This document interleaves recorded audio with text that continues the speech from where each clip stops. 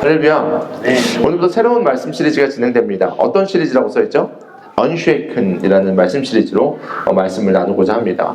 세상은 흔들립니다. 정말 많은 것들로 흔들립니다. 저희가 지난주에 설 명절을 보냈는데 지난 한 주간에도 전 세계적으로 다양한 일들이 있었습니다. 그래서 우리가 생각했던 그런 계획들이 일그러질 때도 있고요.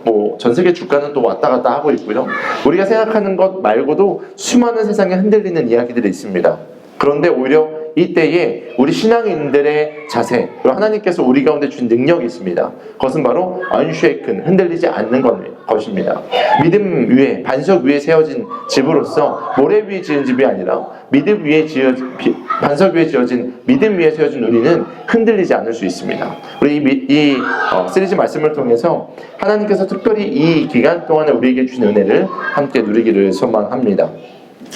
이제 말씀드렸던 것처럼 18일부터 재예수요일이라고 표현을 하는데 그 18일부터 우리가 40일 동안의 사순절이라는 절기를 보냅니다. 예수님의 십자가가 깊이 경험되는 시간 되기를 축원합니다. 이 언쉐이큰 시리즈를 통해서 또 우리 가운데 주신 메시지를 통해서 우리가 예수님의 십자가를 더욱더 깊이 묵상하고 그 사랑을 더 진하게 맛보는 시즌 되기를 축원합니다. 그래서 이 말씀 시리즈가 저와 여러분에게 많은 도전이 되었으면 좋겠고요. 이 가운데 주시는 작은 메시지 하나하나가 하나님께서 주시는 우리 가운데 순간순간이 선물처럼 경험되길 소망합니다. 그러기 위해서는요, 마음을 활짝 여셔야 합니다. 쟤네들도 지금 마음이 활짝 열려가지고, 얘들아 우리 예배 드릴게, 조금만 조용히 해줘. 네, 얼마나 착해 마음이 열려있어요. 얘네 예배 드리고 났거든요. 지금 자유시간이어서. 아무튼 마음을 활짝 여시고 하나님께서 주시는 음성을 여러분의 마음밭에 심으시길 소망합니다. 반드시 자라날 겁니다. 하나님께서는 심은 대로 거두게 하시기 때문에 우리 가운데 심겨진 말씀은 자라납니다. 그래서 이번 언쉐이큰 말씀을 통해서 저와 여러분 모두가 영적으로 깊어지고 성장하는 시간이 되기를 소망합니다. 최근 방송가와 웹툰과 어떠한 이야기들을 이끌어가는 주제와 소재들이 있습니다. 운명, 무당, 점괘, 점술과 같은 겁니다. 여러분 들어보셨습니까? 저희 남성 모임 때 이런 얘기가 잠깐 나왔는데 많은 콘텐츠들을 제가 깨달았어요. 제 이제 알고리즘에 없었는데 듣고 나니까 찾아보니까 엄청난 많은 알고리즘 가운데 제가 또 싹 빠져들었는데 어떤 이야기냐면 이런 이야기들입니다. 제가 많은 것들을 좀 살펴봤는데 그 중에서 디즈니에서 방송하고 있는 운명전쟁 4구라는 프로그램에 사람들이 엄청나게 열광하고 있다는 소식을 들었습니다. 특별히 이 가운데 방송인 박나래 씨가 출연해서 논란이 또 됐습니다. 물론 지우기도 하고 나오기도 했는데 그런 논란도 있었고요. 소방관이 순직한 이야기를 사주팔자로 맞추는 등의 논란이 또 있어서 사과하기도 하고 고소하는 등의 여러 가지 논란이 있었습니다. 또 심리상담의 교수였던 이호선 교수라는 분이 있는데 이분이 크리스찬이신데 1회에 출연했다가 이런 프로그램인지 모르고 출연했다가 알고 나서 내 신앙관으로서는 내가 여기 참여할 수 없습니다 해서 1회 만에 하차한 이야기들도 있었습니다. 여러 논란이 지금도 있는데 그럼에도 불구하고 아무튼 많은 사람들이 관심을 갖고 그리고 꽤 많은 시청률을 이어가고 있는, 회차를 이어가고 있는 그런 프로그램 중에 하나가 운명전쟁 4구라는 저런 프로그램입니다. 또 제가 추천을 받아서 웹툰 중에서도 이런 무당을 다루는 웹툰이 있다고 제가 살펴봤는데 실제로 이 샤머니즘이라는 웹툰이 또 인기라고 합니다. 여의도 증권가에서 주가를 올리고 내리기 위해서 기업들이 무당을 고용합니다. 그래서 살굿이라 그래서 상대방을 저주하는 것들을 막 하는 거예요. 그래서 그런 여러 가지 토테미즘적인 또 MG 무당을 소재로 하는 이야기들이 사람들에게 엄청나게 인기를 끌고 있습니다. 2026년 현재를 살아가는 우리는요, 어떤 얘기를 하냐면요, 인공지능이 이제 인간을 뛰어넘을 거야, 이런 얘기를 하고 있습니다. 얘기할 때 퀀텀 PC라고 이야기하죠. 이제 일반적인 양자 PC를 넘어서서 더 넘어서는 엄청난 PC가 나올 거야, 이런 이야기를 하고 있는 이 시대, 특별히 그 중에 가장 스마트하다고 이야기하는 2040 세대들이 무당들의 점괘와 예언과 이 샤머니즘에 열광하는 모습이 저에게는 완전 이율배반적으로 아이러니하게 느껴졌습니다. 그러면서 저에게 엄청나게 근본적인 질문이 던져졌습니다. 왜 이럴까? 왜 이런 현상이 생길까? 여러분들도 인스타그램을 하든지 페이스북을 하든지 아니면 유튜브를 보시든지 하다 보면 이런 내용들이 한 번씩 뜨실 겁니다. 바이럴 되는 것들이기 때문에 우리 주변에는요, 이 수많은 것들이 우리 가운데 던져집니다. 그런데 많은 사람들이 열광합니다. 왜 이럴까요? 왜 이럴까요? 여러 이유가 있겠지만 제가 정의한 것은 이런 것입니다. 극심한 존재적 불안감 때문이다 라고 제가 정의해봤습니다. 내가 아무리 스펙을 높이 쌓아도 치열하게 노력을 해도 내 노력만으로 바꿀 수 없는 거대한 판이 있구나라는 것들을 현장에서 청년들이, 젊은 세대들이 깨닫기 시작하는 겁니다. 그러면서 흔들리지 않는 길을 가고 싶은데 흔들리는 세상을 보면서 그것에 공포를 느끼는 세대가 지금의 젊은 세대가 아닐까라는 생각을 하게 되었습니다. 그래서 우리는요, 미래를 알고 싶어요. 이런 이야기 하죠. 이 생망 들어보셨죠? 이번 생은 망한 걸까? 이번 생은 더 이상 나에게는 기회가 없어 라고 얘기하는 사람들도 있고요. 내 사주가, 내 팔자가 이래, 그냥 이렇게 살아야 돼 라고 이야기하기도 합니다. 아니면 내가 한번 내 인생 역전하기 위해서 나랑 정말 팔자가 잘 맞는 사람, 사주가 잘 맞는 사람을 어떻게 하면 소위 말하는 귀인을 만날 수 있을까? 라는 이런 생각들을 하면서 살아가는 것이, 어쩌면 이 운명론이라는 큰 그릇 가운데 담겨진 것이 오늘날 청년들의 모습이 아닐까라는 생각을 제가 하게 됐습니다. 또 현대판 운명론인 우리는 이런 이야기 합니다. 흑수저, 금수저, 다이아몬드 수저, 이런 이야기 합니다. 아버지 뭐 하시노? 물어보죠. 아, 나는 흑수저구나. 아, 나는 금수저구나. 야, 쟤는 다이아몬드 수저래. 태어나면서부터 다이아몬드 수저를 물고 태어났어. 이런 이야기 합니다. 그들이 올라갈 수 있는 한계가 명확합니다. 아무리 흑수저여도, 아무리 노력을 하고 잘해도 흑수저는 흑수저로 살아갈 수밖에 없어 라고 이야기합니다.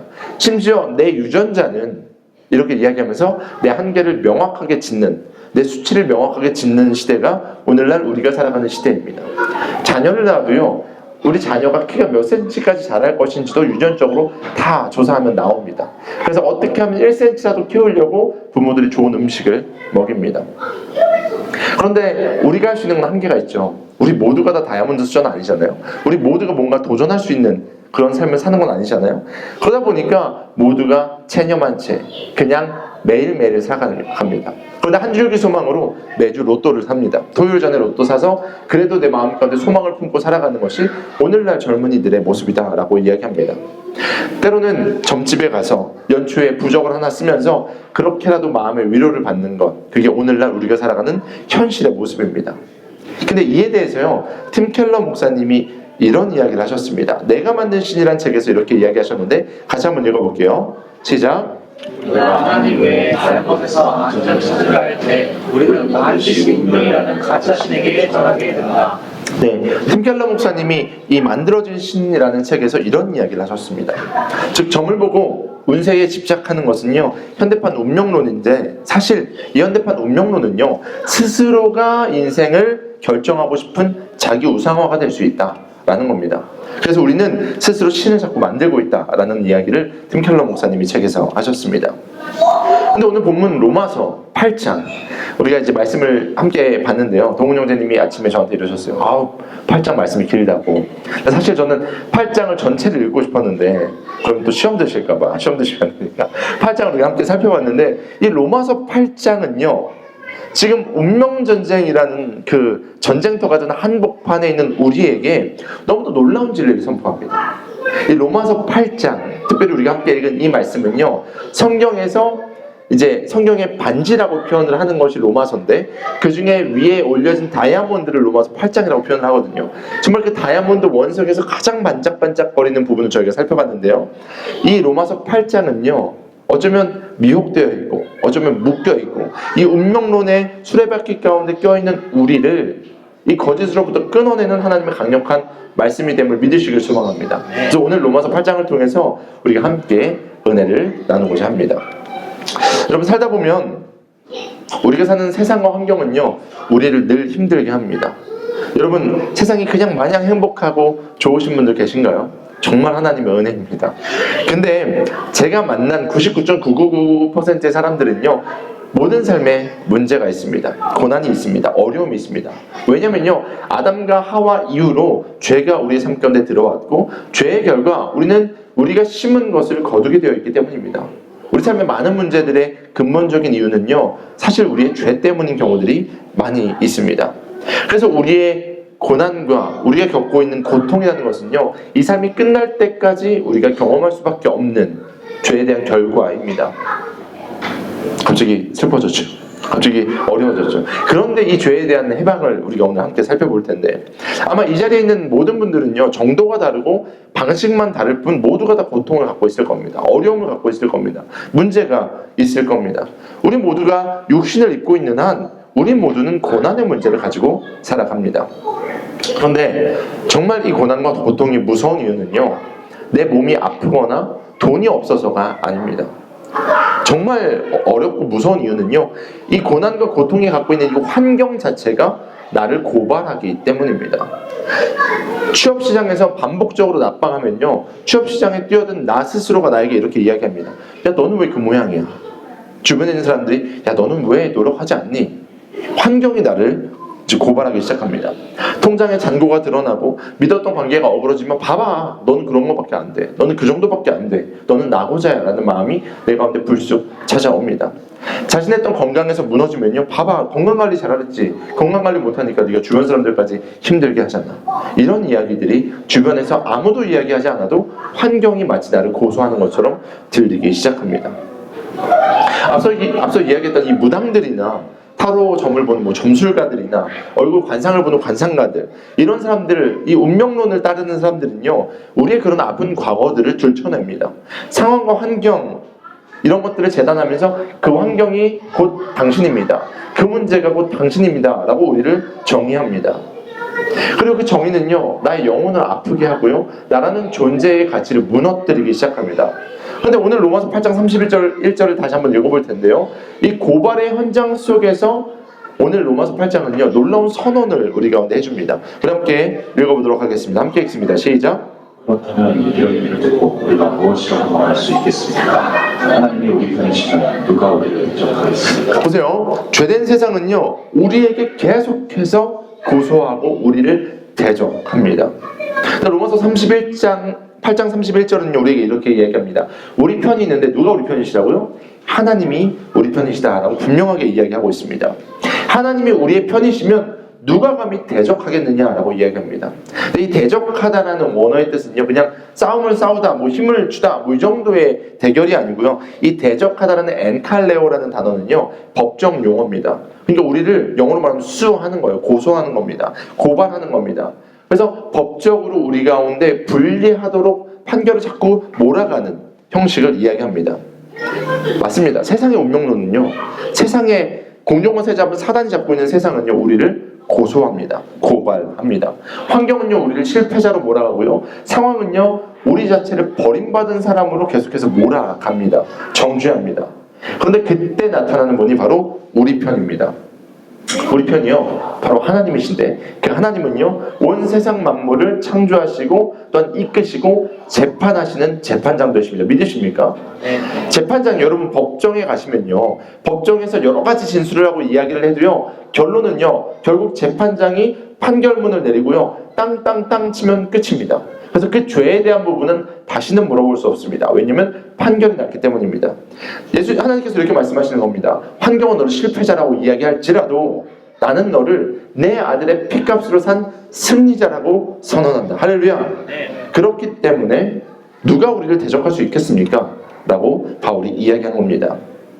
그렇기 때문에 우리가 가져야 되는 자세는 뭐냐면요, 세상이 우리를 참수할 때, 세상의 환경이 우리를요 몰아갈 때 우리의 성적표를 들이대는 게 아닙니다. 세상은요 성적표를 들이대요. 나는 이거 잘했어, 이거 갖고 있어, 이거 할 수 있어. 세상은 성적표를 들이댑니다. 근데 우리가 들이대야 될 건 뭐냐면요, 판결문입니다. 할렐루야. 우리는 무죄 판결, 우리 하나님의 자녀라는 판결문을 들이대는 겁니다. 나의 힘으로 내가 이걸 잘했어, 이건 못했어, 나는 몇 점이야가 아니고요, 세상 그 점수로 사람들을 재단하지만 크리스천은요, 하나님의 자녀된 우리는요, 흔들리지 않을 수 있는 이유가 있는데, 그것은 바로 우리는 판결문을 보여줄 수 있기 때문입니다. 맞아, 나는 실패했어, 나는 병들었어, 나는 또 죄졌어. 그런데 재판장 되신 하나님께서 나를 의롭다 하셨기 때문에, 할렐루야, 우리는 의인이야. 나는 의인이야. 나는 의로울 수 없어. 근데 하나님이 의롭다 하셨어. 그러니까 나는 의인이야. 이 법정적인 확신이 우리 가운데 있길 소망합니다. 이 확신이 우리 가운데 있길 소망합니다. 사단이요, 우리를 흔들 때에 우리가 가장 먼저 기억할 것은요, 하나님이 나를 뭐라고 부르셨는가라는 겁니다. 세상은요, 운명론으로 우리를 가스라이팅합니다. 너 그거밖에 안 돼. 그러니까 이 정도에서 머물러 봐. 근데 너 이거 조금 넘어갈 수 있도록 내가 이거 해줄게. 세상은요, 우리를 그렇게 꼬십니다. 그리고 자기에게 묶여있게 만듭니다. 하지만 우리 기억할 것은요, 재판장 되신 하나님께서 우리 가운데 자유를 주셨습니다. 할렐루야. 십자가는요, 우리 가운데 완전한 자유를 선언한 겁니다. 승리했습니다. 근데 왜 우리가 다시 죄에 묶여있냐는 겁니다. 그래서 이번 사순절 기간 언쉐이큰 시리즈를 통해서 우리가 가장 먼저 기억할 것은요, 우리는 승리했다라는 것입니다. 승리한 이야기를 가지고 계속해서 말씀을 살펴보고자 합니다. 근데 이렇게 질문할 수 있습니다. 목사님, 무슨 말씀인지 알겠는데요, 내 가운데 사건과 사고 그리고 고난과 문제가요 잠깐만 있다 사라지면 괜찮겠는데요, 계속해서 내 가운데 찾아오면 하나님이 나를 사랑하신다고 이야기할 수 있을까요? 내가 끊임없이 취업 도전했는데 실패했는데, 끊임없이 연애 시도했는데 안 되다가 자녀도 안 생기고요, 그리고 내 가운데 아픔이 계속 있습니다. 내 가운데 병이 있어요. 목사님, 이게 하나님이 나를 사랑하신다는 증거입니까? 라고 질문할 수 있습니다. 맞아요. 그런 일들이 경험될 수 있습니다. 우리는 육신을 갖고 있기 때문이에요. 우리는 죄된 육신을 갖고 있기 때문에 때로는 우리가 이 말씀의 제목처럼 언쉐이큰이 아니고요, 쉐이큰하는 세상 가운데 우리가 살아갈 수밖에 없습니다. 때로는 믿음을 흔들 만한 것들을 사단은 끊임없이 집어넣습니다. 사단은요, 우는 사자와 같이 우리를 삼키려고 우리의 가장 연약한 약점을요 집요하게 파고듭니다. 찌르는데 또 찌르고요, 찌르는데 소금 뿌리고요, 그리고 또 찌릅니다. 그게 사단의 방식입니다. 그런데 오늘 우리가 함께 살펴본 로마서 8장 32절은요 하나님의 은혜의 정수를 이야기합니다. 우리 32절 말씀을 같이 한번 믿음으로 읽어보겠습니다. 시작. 자기 아들을 아끼지 않으시고 우리 모두를 위하여 주신 분이 거짓과 아들과 함께 모든 것을 우리에게 선물로 거두지 않으시겠습니까? 아멘. 말씀을 보면요, 자기 아들을 아끼지 않으시고 라는 이야기가 나옵니다. 여러분, 로마서 8장 22절을 읽으시면요 구약의 어떤 장면이 떠오르지 않으십니까? 저는 이 말씀을 읽을 때요 아브라함이 떠오릅니다. 아브라함이 100세에 얻은 아들 누구죠? 이삭. 하나님께서 그 이삭을 바치라고 말씀하십니다.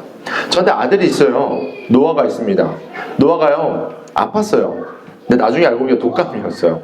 그러니까 얼마나 아파요. 겸이도 독감 걸려봐서 아시겠지만 막 열이 오르니까 부모로서 할 수 있는 게 없어요. 계속 밤을 꼬박 새워가지고 약을 먹이는데도 온도가 안 떨어져요. 막 39도 올라가면 이제 40도 넘어가면 아이들은 그 열경기라는 것을 일으키거든요. 그러니까 40도 안 되도록 막 옷 벗겨놓고 막 찬물로 하는데도 애가 아프니까 어쩔 줄 모르는 거예요. 그게 부모의 마음이거든요. 근데 하나님은요 100세 때 얻었어요. 하나밖에 없어요. 내가 너를 바다에 모래와 같이 하늘 별과 같이 자손이 많게 해주고 약속하셨던 그 약속의 아들이에요. 근데 어떻게 하라고 하셨죠? 바치라고 말씀하셨어요. 아브라함의 마음이 어땠을까요? 근데 아브라함은 약속대로 하나님 앞에 이삭을 바치기 위해서 칼을 드는 순간 하나님께서 아브라함아 멈추게 하시죠. 멈추게 하셨어요. 결국 아브라함의 믿음을 보셨지만 아브라함은 이삭을 바쳤어요? 안 바쳤어요? 안 바쳤습니다. 근데 오늘 말씀을 보면요 자기 아들을 아끼지 않으셨다, 그리고 내어주셨다라고 이야기합니다. 아브라함에게는요 멈추게 하셨어요. 근데 정작 자기 아들 예수는요 우리를 위해서 죽이셨다고요. 그게 바로 하나님의 사랑이다 라는 것을 성경은 말하고 있습니다. 하나밖에 없는 독생자 아들을 죄된 저를 위해서, 여러분을 위해서 십자가에서 죽이셨다라는 이야기입니다. 이에 대해서 존 스토트는요 이렇게 이야기합니다. 하나님은 우리에게 자신을 주셨다. 그러니까 하나님이 예수님의 아들 보내서 야 네가 대신 고난받아, 이게 아니고요 하나님 스스로가 십자가에서 죽으셨다라고 표현을 합니다. 그게 바로 저와 여러분을 향한 사랑입니다. 사랑 여러분, 인생에서 계속되는 실패가 찾아올 때에, 손에 쥔 게 아무것도 없을 때에, 병상에 누워서 아무것도 할 수 없을 때에 우리는 반드시 기억해야만 합니다. 은혜라는 것은요 우리가 잘해서 얻는 보너스가 아닙니다. 은혜는요 선물입니다.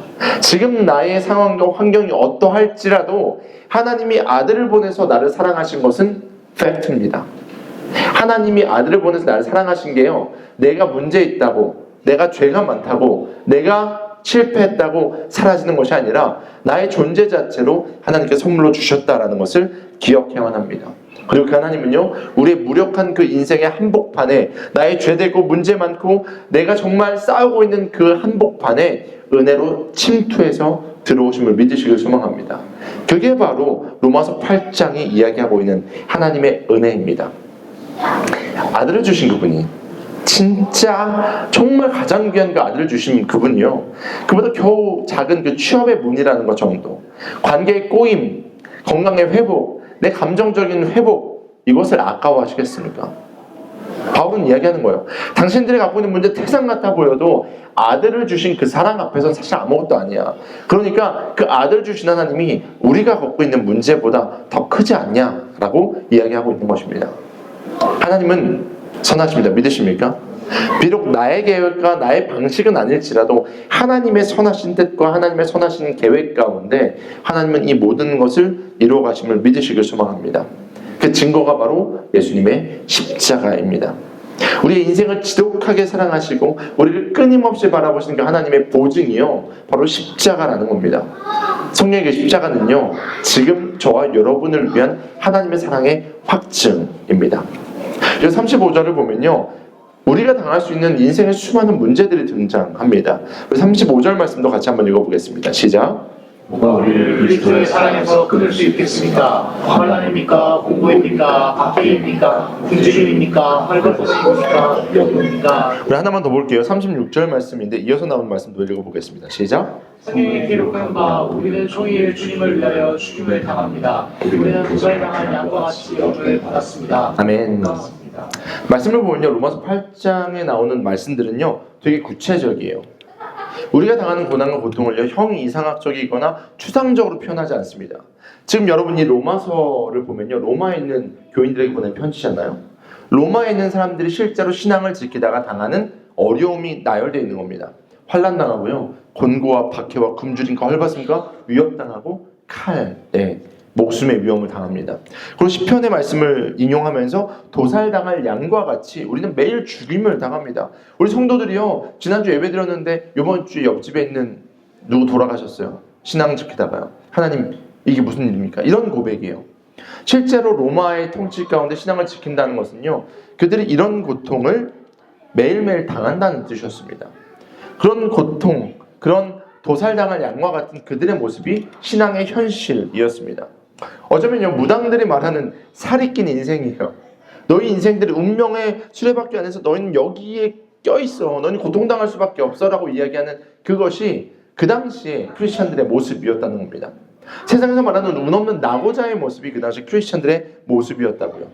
그런데 그럼에도 불구하고 우리는 믿음 가운데 흔들리지 않을 수 있는 이유가 있는데요. 그 당시에 크리스찬들이 신앙을 지켰던 이유가 있는데요. 그 말씀이 바로 37절입니다. 함께 읽겠습니다. 시작. 그러나 우리는 이 모든 일에서 우리를 사랑하여 주신 그분을 힘입어 뭐라고요? 뭐라고요? 다시 한번 뭐라고요? 이게 오늘 말씀의 정말 가장 중요한 포인트 중에 하나입니다.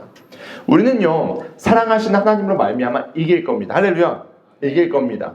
그런데 성경 말합니다. 아니 이기는 정도가 아니야. 이기고도 남는다.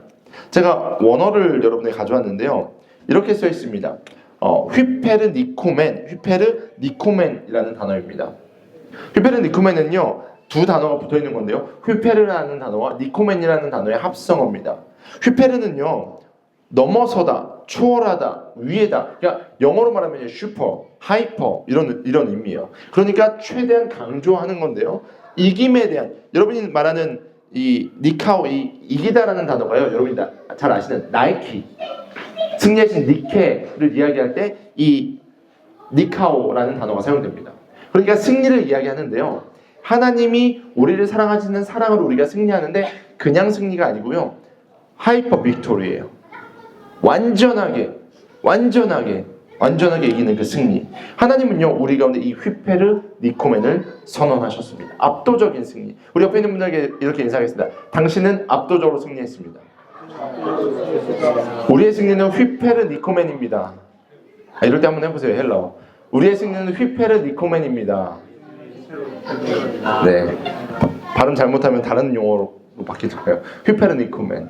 그러니까 완전하게 압도적인 승리를 누가 하셨다? 하나님께서 하셨다. 그리고 우리는 그 승리를 같이 경험한다 라고 이야기합니다.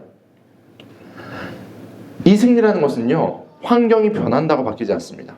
내가 질병에 걸릴지라도, 내가 재정적으로 파산될지라도, 내가 관계 가운데 꼬임이 있고 내 계획이 다 어그러질지라도 하나님과 나의 사랑 그리고 하나님과 승리하신 그 승리에서 우리를 빼앗을 수 없다라는 믿음의 선포입니다. 이게 완전한 승리입니다. 압도적인 승리인 것입니다. 그래서 C.S. 루이스는요 고난이 있을지라도 그 고난은 하나님의 음성을 듣게 하는 확성기다라고 표현을 했습니다. 여러분 고난이 있으십니까? 문제가 있으십니까? 저도 있습니다. 근데 그 고난은요, 오히려 하나님의 사랑에서 우리를 끊을 수 없음을 확증하고 우리가 깨어서 하나님의 뜻을 분별하게 하는 확성기다라는 것을 믿으시길 소망합니다. 세상은요, 운명을 바꿔보려고 노력합니다. 운명의 수레바퀴 안에서 뭐 굿을 하든지 부적을 쓰든지 아니면 더 좋은 사주를 있는 사람을 만나든지 방법을 찾아서 이 운명을 벗어나려고 노력합니다. 하지만 되지 않으면 이 운명에 굴복합니다. 근데 우리는요, 은혜 가운데 살아가는 우리는요, 우리의 삶 가운데 우리의 소위 말하는 운명 가운데 문제가 있을지라도 고난이 있을지라도 우리가 거기에 굴복하지 않습니다.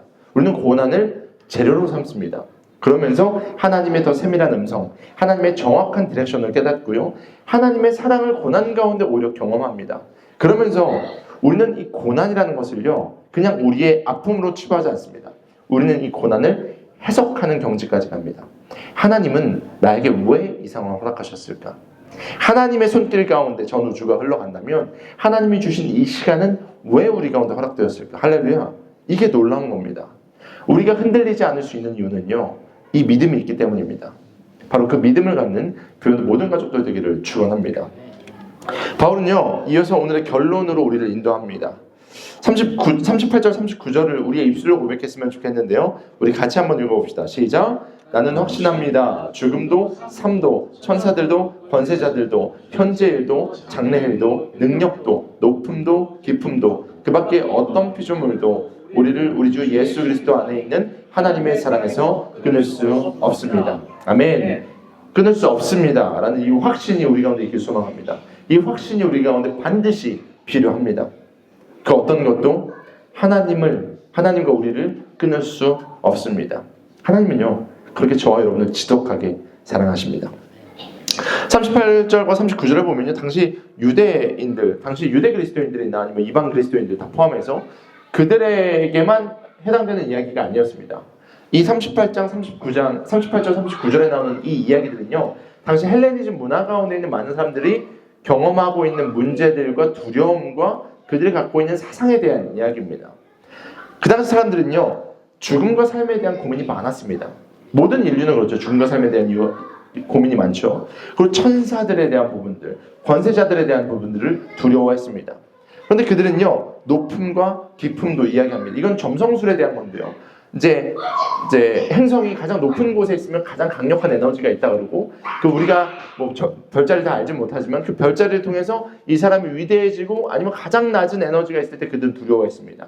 미지의 그 에너지가 자신들을 지배한다라고 생각해서 운명을 좌우하는 이 깊음을 두려워하고 높음을 두려워했습니다.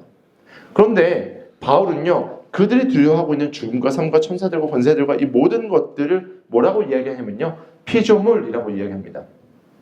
여러분, 우리 가운데 있는 수많은 것들은요, 하나님이 창조하신 손아귀 안에 있습니다. 믿으십니까? 사도 바울은 그것을 이야기한 겁니다. 너희들의 헬레니즘 문화 가운데 많은 철학을 공부했고 많은 것을 알고 있다고 하지만 너희들이 정작 두려워하는 그 모든 것들은 하나님의 손아귀에 있어. 그것은 하나님이 창조하신 피조물에 불과해. 그리고 그 어떤 것도 하나님의 사랑에서 우리를 끊을 수 없어 라고 선포합니다. 사랑하는 여러분, 2026년을 살아가는 오늘 저와 여러분의 높음과 깊음은 무엇입니까? 여러분을 흔드는 권세자들은 무엇입니까? 여러분이 고민하는 현재일과 장래일과 능력은 무엇입니까? 하늘 높은지 모르고 올라가는 집값, 아니면 물가입니까? 아니면 끝이 보이지 않는 절망과 같은 여러분의 우울감입니까? 세상의 통계와 데이터는요, 이 높음과 깊음을 근거로 우리의 미래를 예측하고 우리를 재단합니다. 그리고 우리는 이런 존재야 라고 정의합니다. 근데 예수님의 십자가의 복음은요, 그것을 붙잡고 있는 세상을 향해 이야기합니다. 별자리의 위치가 아니라 별을 만드신 그 하나님이, 우리의 숫자와 데이터가 아니라 그것보다 훨씬 높으신 하나님의 사랑이 우리를 정의한다라고 이야기합니다. 할렐루야. 우리가 갖고 있는 문제, 우리가 갖고 있는 고민, 우리가 갖고 있는 한계조차도 뛰어넘으시는 그 하나님께서 우리를 사랑한다 하십니다. 이것이 우리의 존재입니다. 그리고 압도적인 하나님의 승리, 압도적인 하나님의 사랑에서 그 모든 것도 우리를 끊을 수 없습니다. 말씀을 정리합니다. 우리는 매일 운명이라는 거대한 파도 앞에 서 있는 작은 배와 같습니다. 그리고 파도는요 매일매일 내 인생을 집어삼킬 것처럼 칩니다. 아마 예배를 마치고 집에 가는 순간에도 전화를 받을 수도 있고요. 아니면 여러분 내일 아침에 일어났는데 그런 또 파도가 칠 수 있습니다. 세상은요 네 팔자가 사나워서 그래. 네 운명은 원래 그래. 그냥 받아들이면서 살아. 너는 그 정도야 라고 이야기합니다. 하지만 기억하시기 바랍니다. 배가 흔들리는 것은 파도 때문입니다. 그런데 배가 떠내려가지 않는 이유는요 바닥에 깊이 박힌 닷 때문입니다. 우리는 흔들릴 수밖에 없는 환경 가운데 있지만 우리가 가장 깊이 박은 닷이요 우리의 믿음이요 바로 이 말씀 가운데 있습니다. 하나님 우리를 사랑하신다 그랬고 세상이 그 어떤 것도 그 사랑에서 끊을 수 없다라고 말씀하셨고 이미 우리는 완전한 승리, 압도적인 승리를 했다라고 성경은 이야기하고 있습니다. 자기 아들을 아끼지 않으시니까 하나님께서 오늘도 저와 여러분을 인도하심을 믿으시길 소망합니다. 세상은요 인생을 이야기할 때 운명에 묶인 인생이라고 이야기합니다. 근데 우리는요 참된 자유를 허락받은 인생이라고 이야기합니다. 그것이 바로 하나님의 자녀의 자세입니다. 이번 사순절 기간에 우리를 고소하는 세상의 소리를 닫으시길 소망합니다.